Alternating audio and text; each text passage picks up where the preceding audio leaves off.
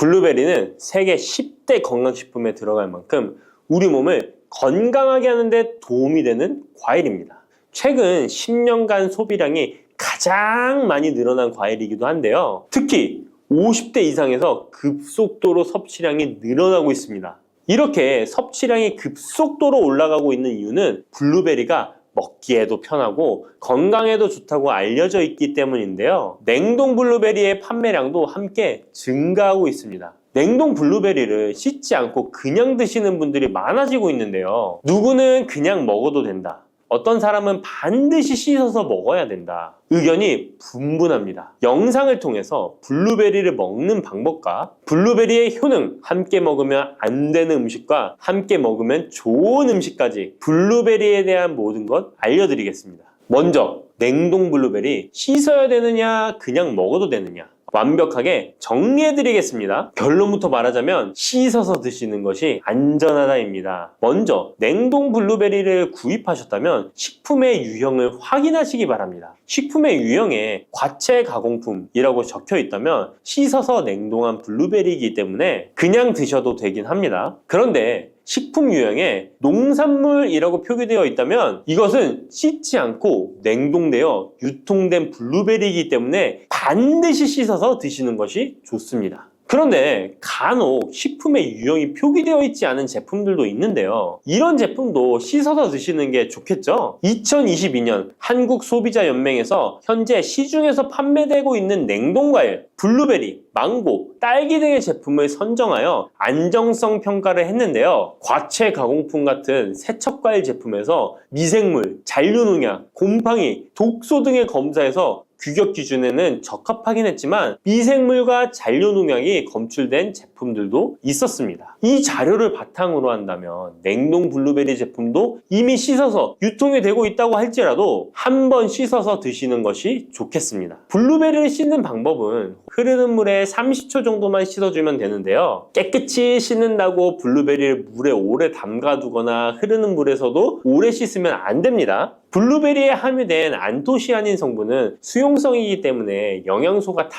빠져나가 버릴 수 있습니다. 잔류농약 또한 수용성이기 때문에 흐르는 물에 30초 정도만 씻어도 충분하니까 걱정하지 말고 드셔도 됩니다. 블루베리는 특별히 생과일보다 냉동 블루베리가 안토시아닌의 함량이 높아집니다. 시드니의 뉴사우스 웨일즈 대학의 연구진이 블루베리를 건조, 냉장, 냉동했을 때 핵심 영양소가 어떻게 변화되는지 실험을 했는데요. 안토시아닌의 함량이 블루베리 1g당 생과일일 때 7.2g이었는데 냉장 보관하여 2주가 지났을 때 5.7mg으로 줄었고 건조했을 때는 4.3mg으로 더욱 줄었습니다. 그런데 냉동 한 달 후에는 8.1mg으로 생과일 때보다 늘어났고 냉동 3달이 지나자 7.9mg으로 소폭 줄었지만 역시 생과일 때보다는 많은 함량이 확인되었습니다. 실험 결과만으로만 보면 블루베리는 냉동으로 드시는 것이 가장 많은 영양 성분을 섭취할 수 있다는 말이 되겠네요. 추가로 눈 건강이나 심혈관 질환, 당뇨 등에 도움이 많이 되는 이 안토시아닌 함량이 개런티된 영양제도 많이 나와 있으니 꼭 블루베리, 빌베리와 같은 영양제를 드시려면 건강기능식품으로 제조된 안토시아닌 함량이 최소 50mg 들어있는 제품을 드시면 좋겠죠? 그렇다면 다른 채소나 과일은 냉동했을 때 핵심 영양소의 함량이 어떻게 될까요? 영양소에 따라 보존력이 강한 것도 있고 약한 것도 있는데요. 딸기의 한 종류인 라즈베리는 폴리페놀이 핵심 영양소인데요. 생과일 때보다 냉동일 때 킬로그램당 폴리페놀의 함량이 100mg 정도 상승하는 것으로 나타났습니다. 당근의 경우에는 핵심 영양소가 베타카로틴인데요. 냉동 보관했을 때 3개월이 지나면 베타카로틴의 함량이 현저히 감소하는 것으로 확인되었습니다. 이렇듯 냉동 채소, 냉동 과일은 핵심 영양 성분에 따라 함량이 높아질 수도 있고 낮아질 수도 있습니다. 냉동 블루베리를 구입하셔서 보관할 때는 주의할 사항이 있습니다. 판매되는 냉동 블루베리는 대량으로 포장되어 있는데요. 한 번에 드실 수 없는 양이죠. 냉동 블루베리는 해동해서 드시게 되면 녹으면서 안토시아닌까지 함께 녹아 나오기 때문에 냉동실에서 꺼내 바로 드시는 것이 좋습니다. 혹시나 해동이 되었다면 다시 냉동하시면 안 됩니다. 해동이 되면서 미생물이 증식을 하게 되며 그 상태로 냉동을 하면 미생물까지 함께 냉동이 되고 그것을 드시게 되면 복통, 설사를 유발할 수 있습니다. 자, 이제 블루베리의 효능에 대해 알아보겠습니다. 블루베리의 핵심 영양소인 안토시아닌은 폴리페놀의 일종으로 식물에 많이 함유된 청자색을 띠는 성분인데요. 블루베리의 색깔이 짙은 보라색을 띠는 것이 바로 안토시아닌 때문입니다. 안토시아닌의 과일별 함량에서는 빌베리, 블루베리가 가장 높은 함량을 가지고 있는 것으로 알려져 있는데요. 안토시아닌 함량이 높고 좋은 빌베리, 블루베리일수록 드셨을 때 입안에 보랏빛으로 착색이 심하게 되는 경우가 많아요. 인공색소가 아니기 때문에 전혀 걱정 안 하셔도 되고 10분 정도 지나면 자연히 없어지니 시중 빌베리, 블루베리가 포함된 건강기능식품을 드셨을 때 착색이 되더라도 전혀 걱정 안 하셔도 됩니다. 안토시아닌의 가장 큰 효능은 눈을 건강하게 한다는 것입니다. 안토시아닌은 로놉신의 제합성을 촉진하여 시력을 보호하고 백내장, 안구 건조증, 망막염 등의 눈 질환을 예방합니다. 눈의 피로와 노화를 방지하며 초기 근시도 예방하는 것으로 알려져 있습니다. 또한 강력한 항산화 물질인 안토시아닌은 체내 활성산소를 제거하여 세포의 노화를 방지해 주는데 뇌세포의 노화까지 예방을 합니다. 폴리페놀 성분인 안토시아닌은 뇌의 신경세포를 보호하고 신경 전달 물질의 분비를 촉진하여 뇌의 기능도 향상시키며 뇌의 해마를 자극하여 기억력을 향상시키고 치매를 예방하는 데에도 효과적입니다.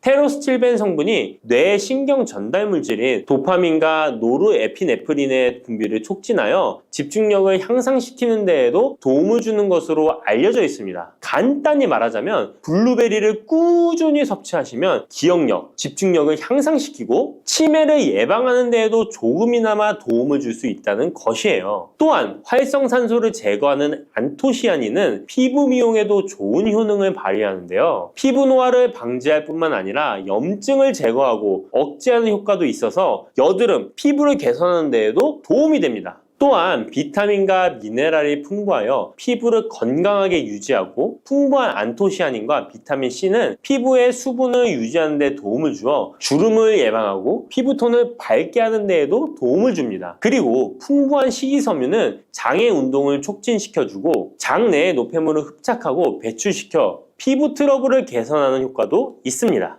나이가 들면서 머리숱도 많이 줄어들게 되어 탈모로 걱정하시는 분들도 늘어나는데요. 블루베리는 탈모 예방에도 효과적이에요. 블루베리의 안토시아닌은 튼튼한 모발이 자라날 수 있도록 모낭세포를 자극해주고 두피세포의 노화를 예방하여 탈모를 예방하게 되는 것입니다. 또한 블루베리에 함유된 비타민C는 머리카락 조직 형성에 필수적인 성분이고 콜라겐 생성을 촉진하여 모발을 강화하고 두피 건강을 증진하는 데에도 도움이 됩니다. 항산화 성분인 안토시아닌은 머리카락 세포를 손상시키는 자유라디칼을 제거하고 머리카락 손상을 예방하는 데 도움이 되어 탈모를 예방하는 것입니다. 블루베리는 당뇨의 위험이 있는 분들에게 특히 도움이 되는데요. 블루베리는 혈당 수치를 낮추어주고 당분을 에너지원으로 사용하는 신진대사의 과정을 촉진해주는 효능이 있습니다. 미국의 당뇨병 협회는 블루베리를 당뇨병 슈퍼푸드라고 부르며 블루베리를 꾸준히 섭취하면 인슐린 감수성을 향상시키고 혈당을 낮추는 데 도움이 된다고 발표했습니다. 블루베리에 대한 연구를 진행했는데요. 하루에 150g의 블루베리를 섭취한 실험군은 혈당 스파이크의 발생이 낮아졌고 인슐린 수치 또한 낮아진 것으로 확인되었다고 발표했습니다. 블루베리에 함유된 안토시아닌 뿐만 아니라 칼륨, 비타민 B6는 심장 건강을 지키는 데 도움을 주는데요. 이 성분들은 체내 콜레스테롤과 혈액의 지방을 감소시켜 혈액순환을 원활하게 해줍니다. 이런 효능으로 심장마비나 협심증을 일으키는 죽상동맥경화증을 예방하는 데 도움을 주게 됩니다. 또한 호모시스테인이 체내에 과하게 축적되면 혈관을 손상시키고 혈전을 생성하여 심장마비, 뇌졸중 등의 심혈관 질환을 유발할 수 있는데요. 블루베리의 풍부한 엽산과 비타민 B6는 호모시스테인의 축적을 방지하여 심혈관 질환을 예방할 수 있습니다. 블루베리는 많이 드시는데 블루베리 잎에는 관심이 별로 없는 것이 사실인데요.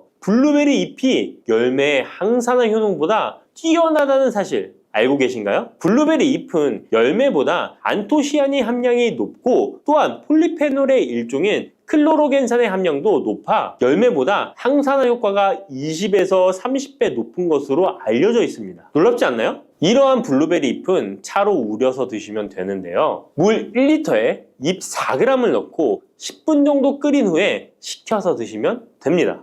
블루베리가 새콤달콤한 맛이 난다면 블루베리 잎차는 구수한 맛이 나는 것이 특징입니다. 이렇게 좋은 블루베리도 함께 먹으면 안 되는 음식이 있는데요. 바로 우유입니다. 깜짝 놀라지 않으셨나요? 보통 냉동 블루베리를 우유와 함께 믹서기에 갈아서 주스로 많이 드시는데요. 이렇게 되면 블루베리의 영양소가 파괴됩니다. 국제의학 바이오 저널의 연구에 따르면 블루베리의 폴리페놀 성분과 우유 단백질의 친화성 때문에 블루베리와 우유를 함께 먹게 되면 블루베리의 항산화 성분이 대부분 파괴된다고 발표했습니다. 그리고 우유에 함유된 칼슘은 블루베리의 안토시아닌과 만나면 칼레이드화 되는데요. 이것은 둘이 결합하여 덩어리를 만든다는 것입니다. 이렇게 덩어리가 된 물질은 불용성 침전물로서 체내에서 녹거나 흡수되지 않고 몸 밖으로 배출되게 됩니다. 이 과정에서 체내에 머물며 소화되지 않기 때문에 위와 장에 큰 부담을 주게 됩니다. 이 때문에 블루베리와 우유를 자주 섭취하시거나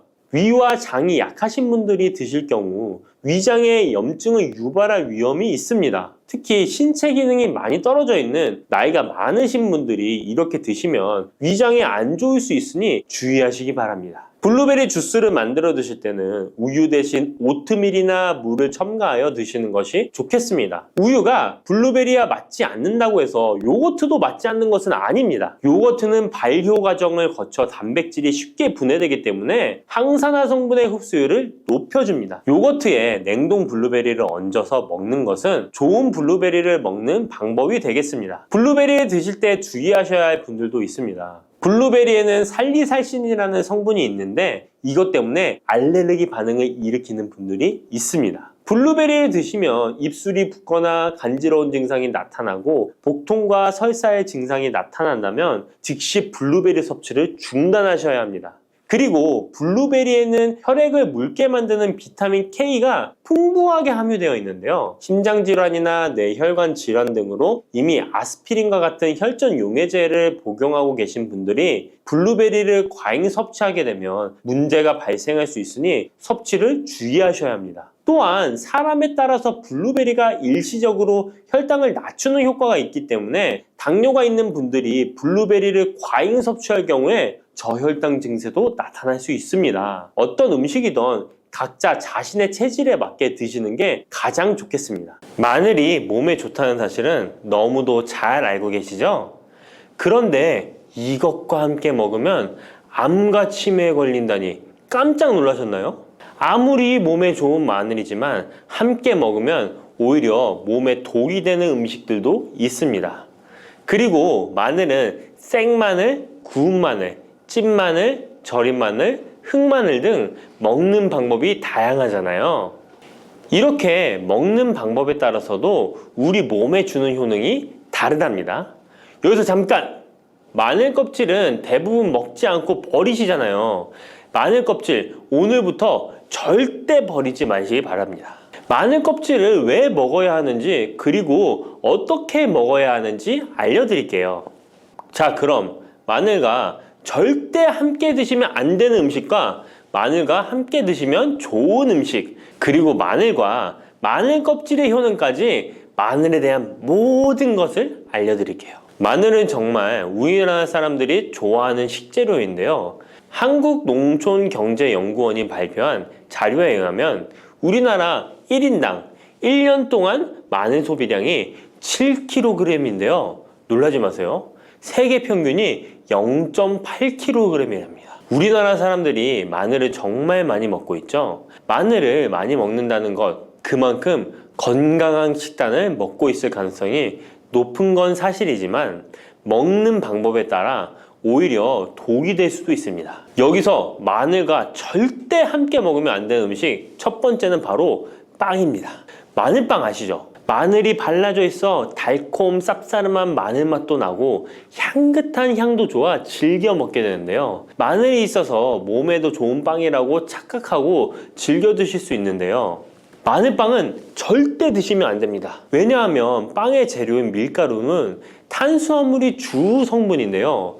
밀가루의 고탄수화물은 소화 과정에서 당으로 분해되고 혈당 지수를 급격히 올리게 되며 이때 인슐린의 분비가 과도하게 됩니다. 이런 현상이 반복되게 되면 체내의 인슐린 저항성이 높아지고 췌장을 망가뜨려 당뇨를 유발할 수 있는 것입니다. 그리고 이 당은 몸에 흡수되면서 지방으로 변하고 쉽게 살이 찌게 되어 비만을 야기할 수 있습니다. 밀가루 빵을 만들면 글루텐이라는 단백질이 생성되는데 이 글루텐은 소화불량, 복통, 변비 등 증상을 유발할 수 있습니다.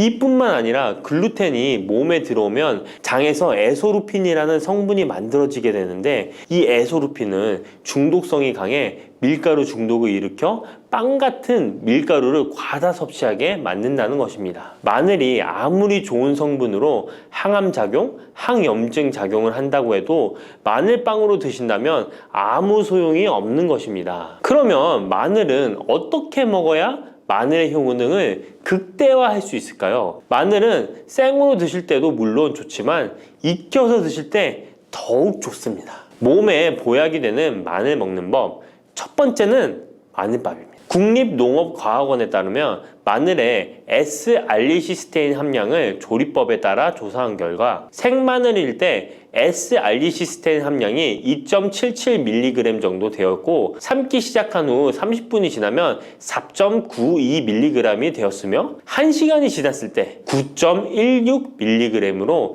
생마늘에 비해 무려 4배 이상이 많아진다고 했습니다. 뿐만 아니라 121도의 온도에서 1시간 동안 마늘을 쪘을 때 S-알리시스테인 함량이 50.24mg으로 생마늘보다 18배 정도 높았다고 연구 결과를 발표했습니다. 따라서 마늘을 드실 때는 1시간 이상 끓여서 드시는 것이 좋은데요. 이런 방법이 번거로워 추천드리는 방법이 바로 마늘밥입니다. 밥을 할 때 마늘을 넣는데요. 1인분에 마늘 3, 4알 정도씩 넣어서 밥을 하시면 됩니다. 현미가 있다면 현미를 넣은 마늘밥을 하시면 더욱 좋은데요. 현미 속에는 티아민이라는 성분이 있는데 마늘의 S-알리시스테인과 현미의 알리티아민 두 가지 성분을 모두 섭취하여 항암 효과뿐만 아니라 피로회복, 근육통 완화에도 좋은 밥이 되는 것입니다. 그럼 마늘밥을 하기 위해 마늘을 까고 나면 껍질은 어떻게 하셨나요? 버리셨나요? 오늘부터는 절대 버리지 말기 바랍니다. 마늘에 효능하면 첫 번째로 생각나는 것이 아마도 항암 효과일 거예요. 그런데 마늘 껍질을 통해 엄청난 항암 효과를 누릴 수 있는데요. 우리나라 연구진에서 연구한 결과 마늘 껍질을 70% 에탄올 용매로 반복 추출해서 만든 마늘 껍질 추출물이 암 예방 효과에 탁월한 효능이 있다고 발표되었습니다. 특히 유방암,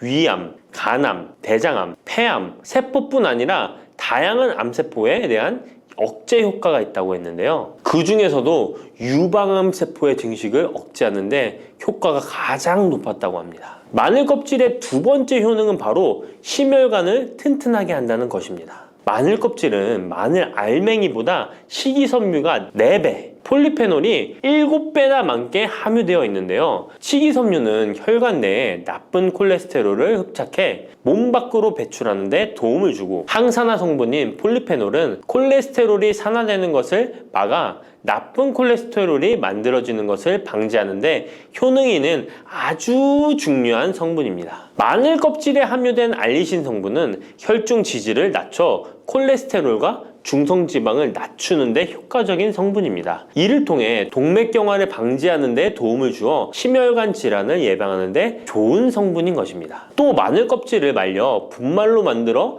음식에 넣어 드시면 비만을 막아주는 효과를 볼 수 있는데요. 식이섬유가 풍부해 지방의 흡수를 막고 나쁜 지방을 배출하는 데에도 탁월한 효능이 있습니다. 뿐만 아니라 체내 지방의 대사를 촉진하여 지방 분해가 빠르게 일어나 체지방을 제거하는 데 아주 효과적입니다. 그리고 마늘 껍질 분말로 드시는 방법 말고 차로도 드시는 방법이 있는데요. 마늘차 우리는 법을 알려드릴게요. 마늘 껍질을 깨끗하게 씻어 말린 다음에 기름을 두르지 않은 팬에 마늘 껍질을 넣고 볶아주어 수분을 없애줍니다. 이렇게 하는 이유는 수분을 없애는 것도 있지만 마늘 껍질을 열을 가하게 되면 항산화 성분인 폴리페놀과 플라보노이드 성분이 증가하기 때문입니다. 이렇게 수분을 없앤 마늘 껍질을 냉동실에다 보관하셨다가 드실 때 끓는 물에 소주 반 컵을 넣고 물 1리터, 마늘 껍질 15g 정도 넣고 끓여주시면 됩니다. 이렇게 끓인 마늘 껍질차를 따뜻하게 드셔도 되고 냉장고에 넣어 시원하게 드셔도 괜찮습니다. 마늘이 몸에 좋다고 해서 꿀에 마늘을 재워 드시는 분 계시잖아요. 물론 꿀마늘이 몸에 좋은 분들도 계시지만 꿀과 마늘은 절대 함께 드시면 안 되는 음식입니다. 식품 비방이라는 문헌에 보면 꿀과 마늘은 함께 먹으면 안 된다라고 적혀 있는데요. 그 이유는 꿀과 마늘은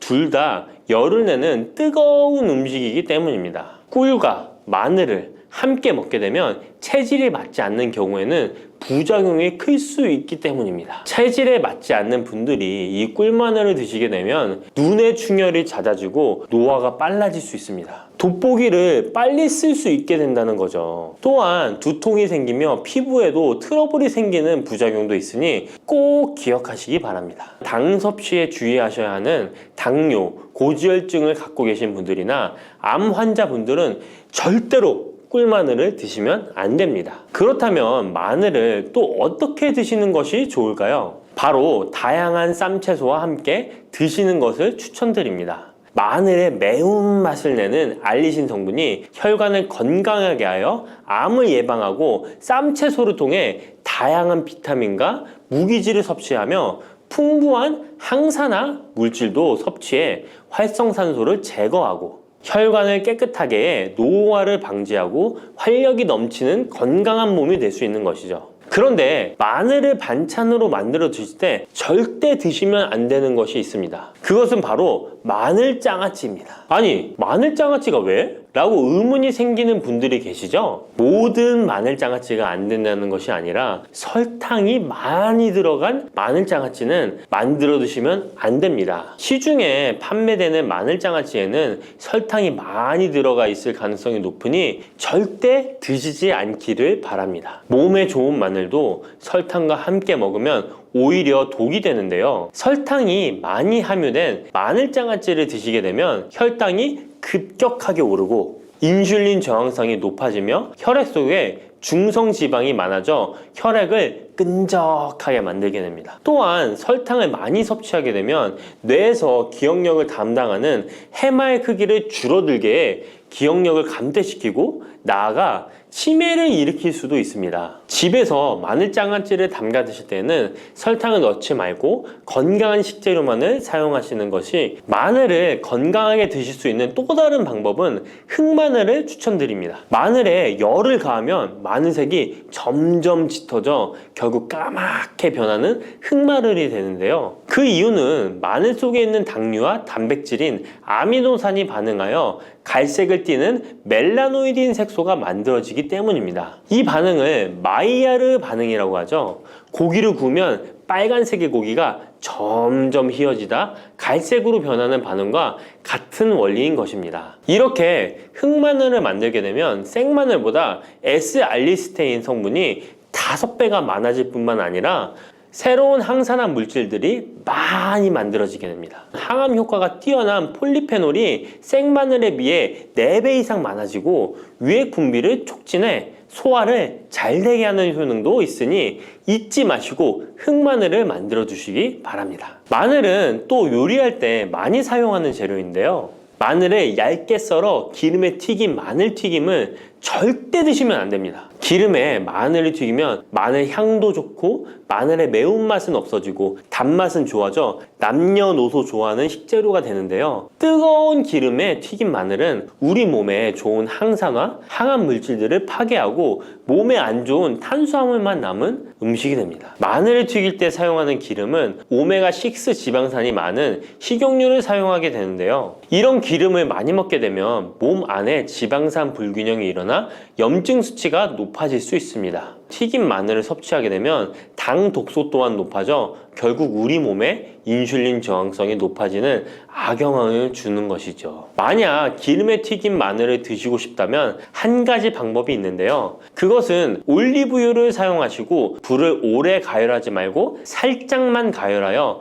마늘도 튀기듯이 오래 하지 말고 살짝만 익혀서 드시면 향도 좋고 몸에도 좋은 마늘을 드실 수 있습니다. 올리브유를 이용한 마늘을 드시는 방법 하나 더 알려드리겠습니다. 그것은 올리브유에 마늘을 재워 먹는 방법인데요. 먼저 마늘을 끓는 물에 넣어 5분 정도 데쳐주시고요. 소독된 병에 마늘을 담고 올리브유를 가득 담아줍니다. 이때 통후추를 조금 넣어주면 풍미를 더욱 높일 수 있습니다. 올리브유와 마늘이 만나 항산화 성분, 항암 물질이 극대화되어 혈관을 튼튼히 하고 혈전의 생성을 막고 혈류를 원활하게 하여 치매를 예방하고 심장마비와 뇌졸중까지 예방할 수 있는 보약이 되는 것입니다. 이렇게 만든 마늘 올리브유 절임은 반찬으로 드셔도 좋고 생선 요리를 할 때 이 마늘을 으깨어 생선에 발라주면 생선 비린내를 잡아줄 뿐만 아니라 마늘과 올리브유의 풍미가 더해져서 더욱 맛있는 요리가 될 수 있습니다. 이렇게 좋은 마늘도 드실 때 주의하셔야 할 분들이 계신데요. 마늘의 효능 중에 혈전을 제거하고 혈류를 원활하게 하는 효능이 있었잖아요. 이런 효능이 혈액을 묽게 만들기 때문인데요.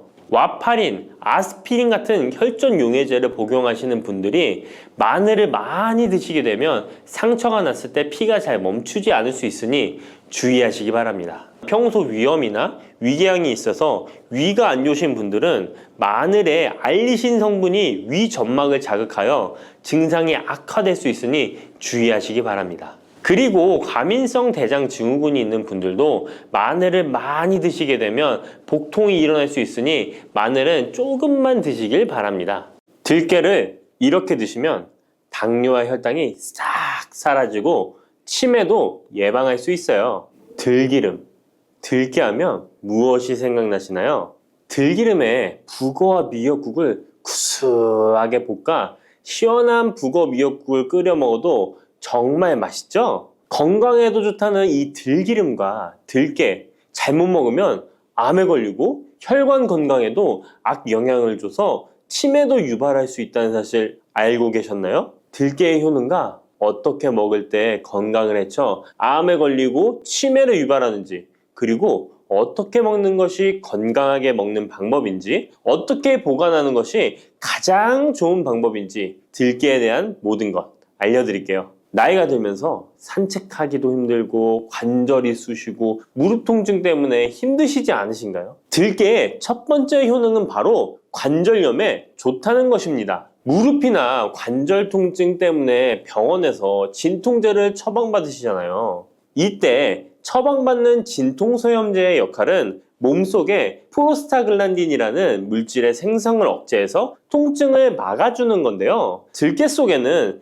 식물성 오메가3 지방산인 알파리놀렌산이 함유되어 있는데 이는 체내에서 염증을 일으키는 프로스타글란딘의 생성을 억제하는 데 아주 좋은 효능을 발휘합니다. 우리가 오메가3를 먹는 이유 중에 하나도 혈관 건강이나 피를 맑게 해준다 등의 역할도 있지만 몸속에 미세 염증을 잡아주는 역할도 있어 드시는 분들이 정말 많은데요. 들깨가 바로 이런 염증 유발물질을 억제해줘서 진통 역할을 한다는 것이에요. 그리고 들깨의 두 번째 효능은 바로 뼈 건강에 도움을 준다는 것입니다. 들깨는 관절염과 무릎 통증을 완화시켜주는 성분이 들어있을 뿐만 아니라 바로 뼈 건강에도 도움을 주는 식품인데요. 바로 칼슘 함량이 높기 때문입니다. 들깨의 100g에는 390mg 정도 되는 칼슘이 함유되어 있어 뼈 건강에 아주 도움을 줄 수 있는 좋은 식품이기도 합니다. 그래서 뼈 건강에 아주 도움을 줄 수 있는 좋은 식품이기도 합니다. 그래서 들깨를 꾸준히 섭취하면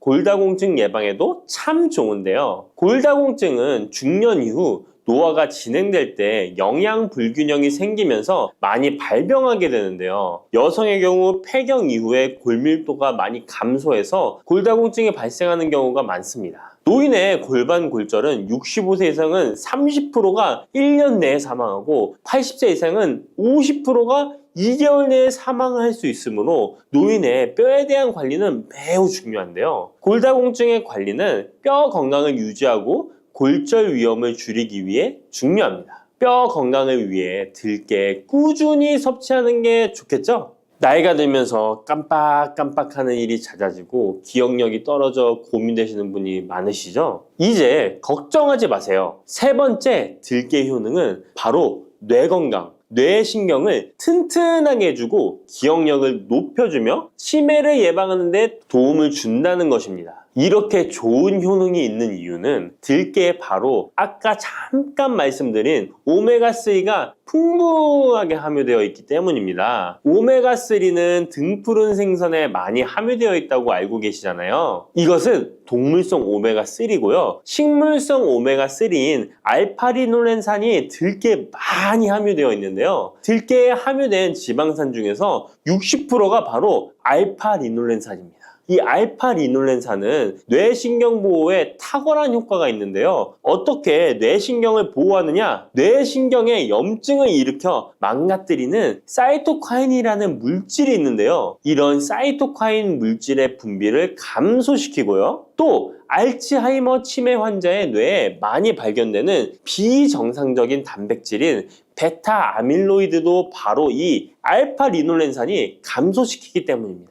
참치에 많이 함유되어 있다는 DHA 들어보셨죠? DHA가 바로 대표적인 뇌기능 강화 물질인데요. 이 DHA가 기억을 높이는 데 도움을 주고 학습 능력 또한 좋게 하는데요. 이 DH는 체내에 합성되지 않아 식품으로 섭취를 해야 합니다. 들깨에 함유된 알파리놀렌산이 흡수될 때 바로 이 DHA로 전환이 됩니다. 어린이 전용 오메가3 같은 경우도 성인보다는 EPA보다 DHA 함유량이 높은 영양제도 많죠? 들깨가 뇌신경, 뇌 건강에 좋은 이유가 바로 이겁니다. 네 번째 들깨의 효능은 심장을 건강하게 하고 뇌혈관의 노화를 막아주는데 도움을 준다는 것입니다. 알파리놀렌산이 체내에 흡수될 때 DHA로 변환된다고 했잖아요. 그뿐 아니라 바로 EPA로도 변환이 되는데요. 이 EPA가 어떤 역할을 하냐면 바로 혈소판 응집을 억제해 혈관에 혈전이 생기는 것을 방지하는 효능이 있습니다. 그리고 혈관을 튼튼하게 하는 효능과 혈액의 중성지방과 나쁜 콜레스테롤인 LDL을 낮추고 좋은 콜레스테롤인 HDL을 높여주는 역할도 합니다. 미국의 심장협회에서는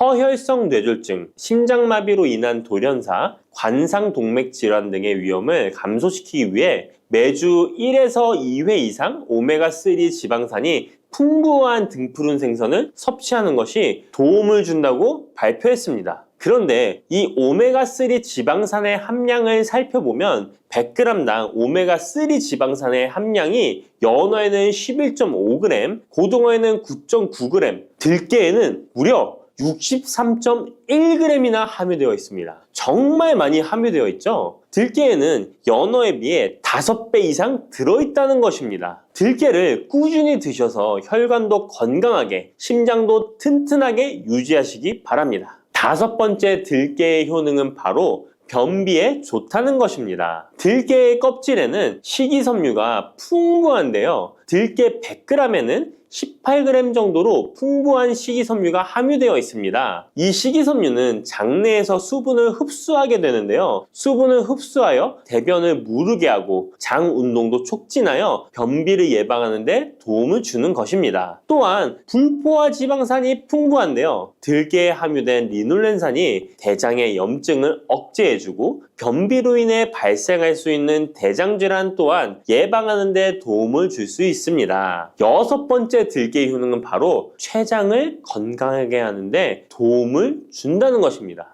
들깨에 풍부하게 함유된 루테올린이라는 성분이 있는데요. 이 성분이 몸 안에서 인슐린에 대한 반응도를 높이는 기능을 합니다. 이게 무슨 말이냐면 췌장에서 인슐린을 조금만 분비하게 돼도 몸 안에서 이 인슐린이 작용을 잘해서 혈당이 급격히 올라가는 것을 막아주고, 이렇게 되면 췌장에서 인슐린 분비를 줄일 수 있겠죠. 이렇게 췌장의 부담을 많이 덜어줄 수 있다는 것입니다. 루테올린을 통한 인슐린 반응도가 높아지면 당뇨도 예방할 수 있고 혈당 조절에도 많은 도움을 받을 수 있는 것입니다. 7번째 들깨의 효능은 알레르기성 질환을 예방하는데 도움을 주는 것입니다. 들깨에 오메가3 지방산이 많이 함유되어 있다고 했잖아요. 이 오메가3 지방산이 염증을 억제하고 면역력을 강화시키는 효과가 있어서 알레르기 증상을 예방하고 완화시키는데 도움을 줄 수 있는 것입니다. 그리고 또 비타민 E가 풍부하게 함유되어 있는데요. 비타민 E는 항산화 작용에 뛰어나고 알레르기 반응을 일으키는 물질인 히스타민의 분비를 억제하는 효과가 있습니다. 알레르기에 처방받는 항히스타민제와 비슷한 기전이라고도 어찌 보면 볼 수 있겠죠. 8번째 들깨의 효능은 빈혈에 좋다는 것입니다. 들깨 100g에는 철분이 약 14mg 정도로 함유되어 있는데요. 이는 시금치의 약 2배에 해당됩니다. 시금치보다도 철분 함량이 높아 빈혈에 도움을 줄 수 있는 것이고, 그뿐만 아니라 들깨에 함유된 비타민 B1, 2는 조혈작용을 도와주는데요. 조혈작용이란 혈액 속의 혈구를 만들어내는 과정을 말합니다. 빈혈이 있는 분들이 들깨를 꾸준히 드신다면 빈혈을 개선하는데 많은 도움을 받을 수 있는 것이죠. 자, 그런데 이렇게 좋은 들깨도 가장 취약한 단점이 있습니다. 그것은 바로 열에 약하고 쉽게 산패된다는 것입니다. 일반적으로 통들깨보다는 들기름으로 많이들 섭취하게 되시는데요. 이 들기름을 짤 때의 방법이 중요합니다. 보통은 200도 이상으로 들깨를 달달 볶아서 기름을 짜게 되는데요. 이때 몸에 좋은 오메가3 지방산이 대부분 파괴가 됩니다. 그래서 들기름을 드실 때는 저온에서 압착한 기름을 사용하시는 것이 좋습니다. 저온에서 압착한 기름은 제가 하단 링크에 있으니까 잘 구경해 보세요. 저온 압착유 또는 생들기름이라고도 하는데요. 이 기름을 요리에 사용할 때에도 열에 오랫동안 가열하지 마시고 요리가 끝나갈 무렵에 들기름을 넣어주시거나 먹기 직전에 드레싱을 하여 드시는 것이 좋습니다. 들기름은 또한 산패가 쉽게 되는데요. 들기름이 산패되면 벤조피렌이 생성되게 되는데 이게 1급 발암물질입니다. 산패된 들기름을 지속적으로 드시게 되면 발암물질을 계속 먹게 되는 것이죠. 그래서 들기름의 사용기한을 지켜주시는 것이 좋은데요. 보통은 2달 이내로 드시는 것이 좋고, 개봉을 하셨다면 1달 이내에 소비하시는 것을 권장드립니다. 보관 방법도 정말 중요한데요. 신문지나 검은 비닐 등으로 감싸서 빛을 차단하고 밀봉한 상태에서 반드시 냉장 보관하시기 바랍니다. 만약 실온에 두신다면 들기름의 산패는 급속히 진행되기 때문입니다. 그런데 이 들기름을 오래 보관할 수 있는 방법도 있는데요. 그것은 참기름과 섞어서 보관하시는 것입니다. 참기름에는 비타민 E와 세사몰이라는 성분이 있는데요. 이 성분이 산패를 막아주는 데 도움을 줍니다. 이 세사몰이라는 성분은 참기름을 고온에 볶거나 기름을 짜는 과정에서 생성되는 물질인데요. 이 때문에 다른 기름에 비해 참기름이 산패가 느리고 지속성이 좋은 것이죠. 그래서 들기름과 참기름을 7:3 또는 8:2 정도로 섞어서 보관하시면 조금 더 오래 보관하실 수 있습니다. 그런데 들깨를 기름으로 드시게 되면 들깨 껍질을 섭취할 수 없는데요. 들깨 껍질에 몸에 좋은 식이섬유와 대표적인 항산화 물질인 폴리페놀 성분들을 다 버리게 되는 것입니다. 그래서 들깨를 제대로 드시려면 들기름보다도 통들깨 자체로 드시는 것이 좋습니다. 마트에 가면 통들깨보다도 들깨 가루를 많이 판매하시는데요. 들깨 가루는 산패가 빨리 되기 때문에 통들깨를 구매해 드시길 바랍니다. 통들깨를 구매하시면 그 안에 작은 돌이라든지 이물질이 들어있어 세척을 잘 해주셔야 되는데요. 세척하는 방법 알려드릴게요. 먼저 들깨를 물에 담가 씻어줍니다. 그리고 물 위에 뜨는 것만 채로 걷어 옮겨주시기 바랍니다. 그렇게 하면 바닥에 이물질만 남는데요. 이것을 버리고 또 물에 담가 씻어주고 물 위에 뜨는 것만 채로 걷어 옮겨주시면 됩니다. 이 같은 작업을 3번, 4번 반복해주면 되는데요. 이렇게 하면 통들깨를 깨끗하게 세척할 수 있습니다. 깨끗하게 세척한 통들깨는 자연 건조해 주셔도 되긴 하지만 시간이 오래 걸리니 팬에 담아 약한 불로 건조시켜 주시거나 쉬운 방법은 전자레인지를 이용하시면 됩니다. 전자레인지를 이용한 건조 방법 알려드릴게요. 세척한 통들깨를 접시에 담아 주시고요. 이렇게 해서 5분 정도 돌려주시고요. 상태를 확인해 줍니다. 아직 덜 건조되었을 거예요. 한 번에 오랜 시간 전자레인지에 돌리면 들깨가 탈 수 있으니까 이렇게 5분 정도씩 돌려가며 상태를 확인해 주면서 완전히 건조될 때까지 이 작업을 해주시면 됩니다. 완전히 건조된 통들깨는 그냥 스푼으로 떠서 드셔도 되고요. 먹을 만큼씩 믹서기에 갈아서 음식에 넣어 드셔도 되고 통들깨 자체로 음식에 넣어 드셔도 됩니다. 이렇게 하시면 들깨를 산패되지 않은 상태로 신선하고 건강하게 버리는 것 없이 드실 수 있습니다. 바다의 불로초, 해조류의 왕이라는 별명을 갖고 있는 김. 이런 몸에 좋은 김도 잘못 먹으면 암에 걸리고 치매에 걸릴 수 있다는 사실 알고 계신가요? 아무리 좋은 음식도 제대로 알고 드실 때 건강을 지키는 보약이 될 수 있는 것이죠. 식탁 위에 빼놓을 수 없는 반찬, 김의 효능 5가지. 김을 드실 때 주의해야 될 분들, 그리고 김과 함께 먹으면 보약이 되는 최고의 음식과 김을 굽는 방법, 좋은 김을 고르는 방법까지 김에 대한 모든 것 알려드릴게요. 입맛도 없고 마땅한 반찬도 없을 때 김 하나만 있어도 밥 한 그릇 뚝딱 해치울 수 있지 않나요? 저도 마찬가지지만 저희 아이들도 김 하나만 있어도 반찬 투정 안 합니다. 이렇게 밥 반찬으로도 최고지만 요즘 전 세계에서 우리나라 문화에 열광을 하며 우리나라 음식에도 관심이 많은데요. 최근에는 특히 바로 이 김에 대한 관심도 높아졌습니다. 냉동김밥이 어마어마하게 많이 팔리면서 김에 대한 인기도 높아져 과자처럼 간식으로 김을 많이 먹고 있다고 하네요. 전 세계적으로 선풍적인 인기를 끌고 있는 김의 첫 번째 효능은 바로 뇌를 건강하게 해서 치매를 예방하는 데 좋다는 것입니다. 김에는 뇌신경을 활성화시키는 비타민 B1과 비타민 B2가 풍부하게 들어있는데요. 이 비타민들이 뇌세포의 건강을 유지하고 신경 전달 물질을 생성하는 데 도움을 주어 기억력을 향상시키고 뇌를 계속해서 활성화시켜줍니다. 또한 미네랄 성분들이 풍부하여 뇌 기능을 활성화하는 데 도움을 주어 치매를 예방할 수 있습니다. 그리고 김에는 포피란이라는 수용성 식이섬유가 풍부하게 함유되어 있는데요. 이 포피란은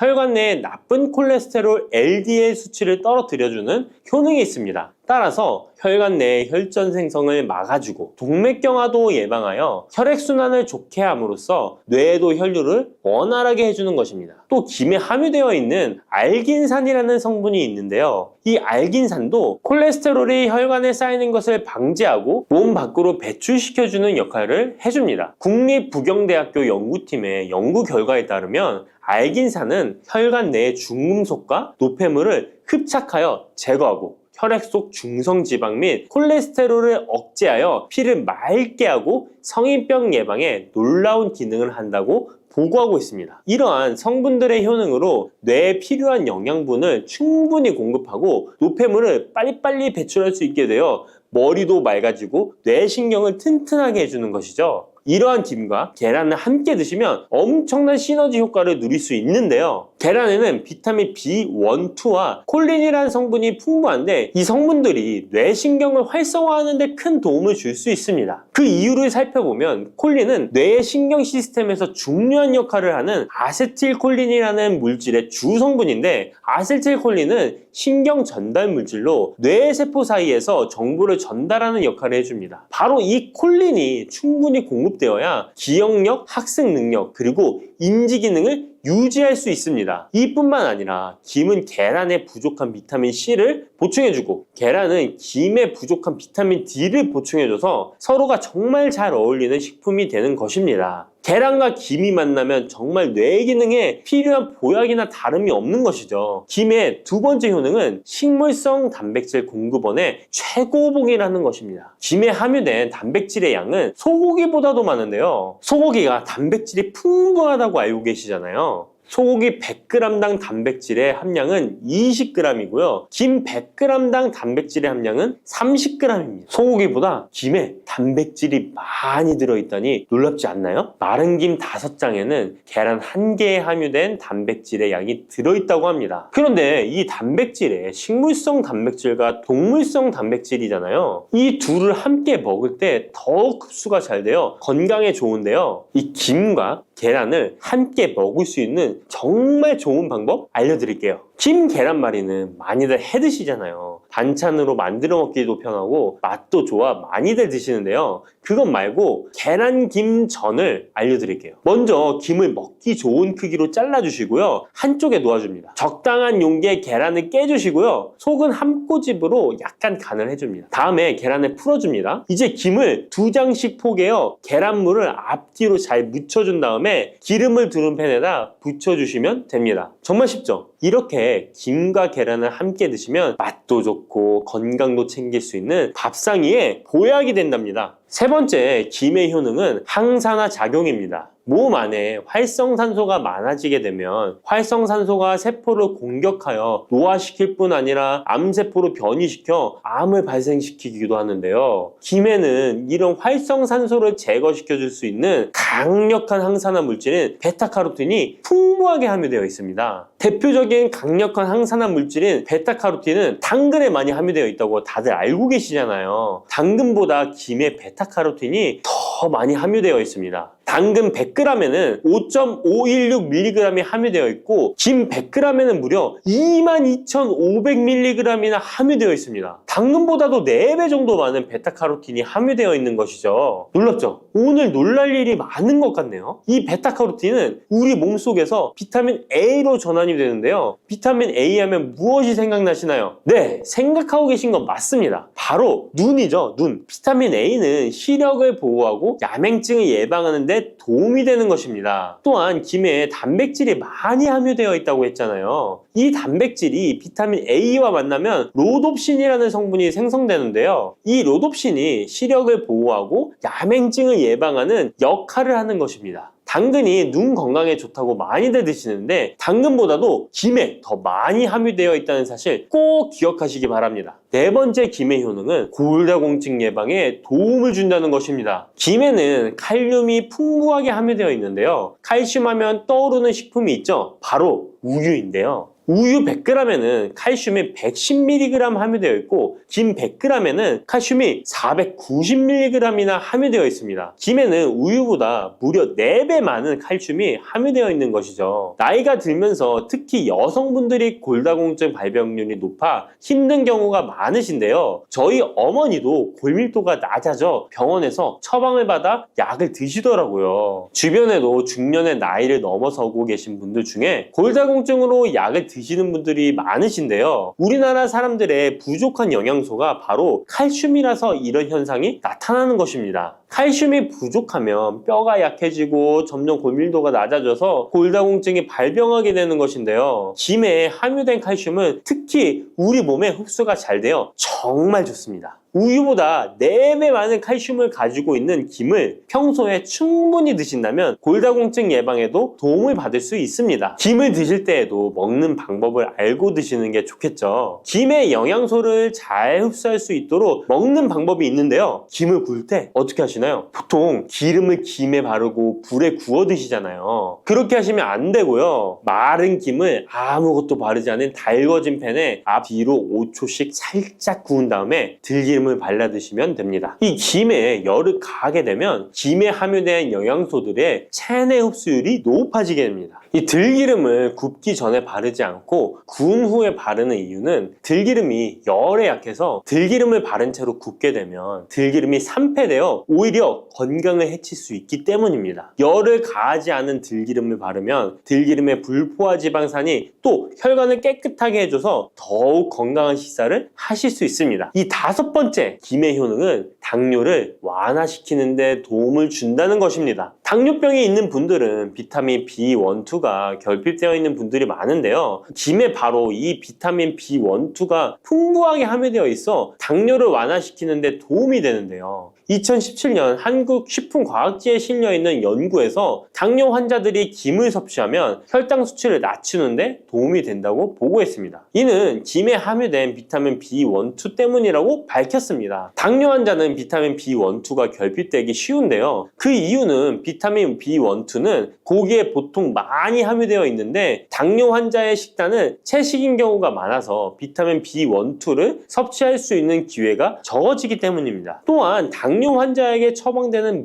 메트포르민 계열의 성분들의 약물이 비타민 B1, 2의 흡수를 방해해 비타민 B1, 2가 결핍될 가능성은 더욱 높아집니다. 당뇨 환자들은 고혈당으로 인해 신경이 많이 손상이 되는데요. 이 때문에 손발끝이 저리거나 통증이 오는 신경합병증이 발생하게 됩니다. 이 증상을 완화시키고 신경이 손상되지 않도록 보호하는 역할을 비타민 B1, 2가 해주는 것입니다. 이런 이유로 당뇨 환자는 비타민 B1, 2의 섭취를 신경 써서 해주는 것이 좋지만 말씀드린 대로 육류 식단은 또 당뇨 환자의 식단에 잘 들어가 있지 않죠. 그래서 비타민 B1, 2가 풍부한 김을 섭취하는 것이 당뇨 환자에게 정말 좋은 대안이 되는 것입니다. 비타민 B1, 2의 하루 권장 섭취량은 2.4mg인데요. 이는 자르지 않은 김 한 장만 섭취해도 충분히 섭취할 수 있는 양입니다. 당뇨가 있는 분들이라면 오늘부터 식사하실 때 김을 꼭 드셔야겠죠? 다만 시중에 판매되는 조미김은 기름에 구워지고 그 기름이 산패될 가능성이 높아 오히려 건강에 해로울 수 있으니까 알려드린 대로 마른 김에 기름을 바르지 않고 달궈진 팬에 살짝 구워 드시기 바랍니다. 그런데 이렇게 평소에 많이 드시고 계신데 잘못 드시면 건강을 해칠 수도 있다는 사실 알고 계신가요? 특별히 갑상선이 약하신 분들은 김을 섭취하는데 주의하셔야겠습니다. 갑상선은 우리 몸에서 가장 중요한 내분비 기관 중 하나인데요. 갑상선은 목 부분 기관지 아래에 위치한 나비 모양의 내분비 기관입니다. 중요한 여러 기능을 하지만 그 중에서도 특별히 대사율을 조절하는 기능을 합니다. 갑상선에 T3, T4 호르몬을 분비하여 우리 몸의 에너지 소비와 체온 조절을 하는데 중요한 역할을 하는 것입니다. 그리고 갑상선 호르몬은 신경 시스템의 정상적인 기능을 유지하는데 꼭 필요한데요. 이 호르몬이 제대로 분비가 되지 않아 수치가 너무 높거나 낮게 되면 우울증, 불안 증세,